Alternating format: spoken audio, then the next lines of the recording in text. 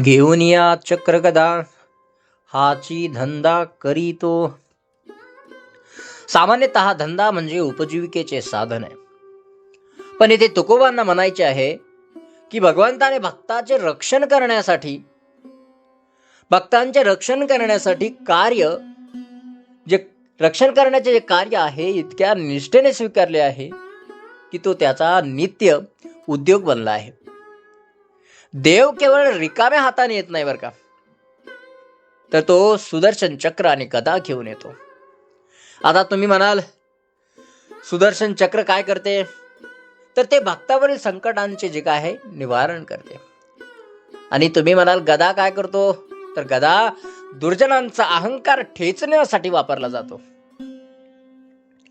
देव काय सतर्क आहे.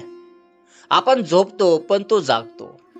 ज्याप्रमाणे एखादा पहारेकरी रात्रभर गस्त घालतो, तसा हा चक्रपाणी आपल्या भक्तांच्या भोवती फिरत असतो.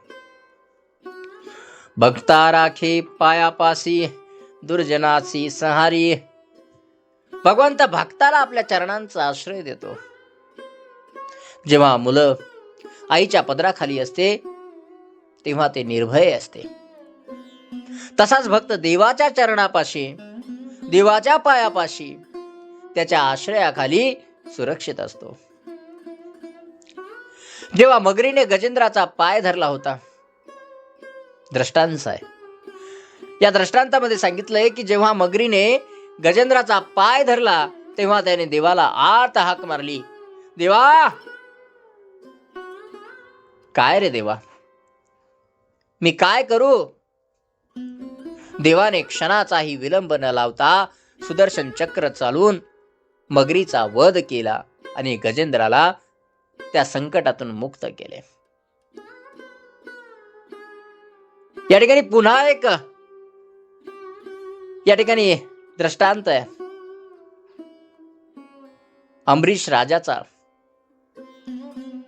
भक्ताच्या सन्मानासाठी देवाने स्वतः अंबरीश राजासाठी 10 जन्म घेण्याचे कष्ट सोसले. असा भगवंत आहे, असा देव आहे. पुढे तुकोबाराय म्हणतात, अव्यक्त ते आकारले रूपाले गुणवंत. वेद ज्याला अव्यक्त आहे, म्हणजे काय, वेद ज्याला अव्यक्त म्हणतात ते तत्व भक्ताच्या प्रेमापोटी आकाराला आले.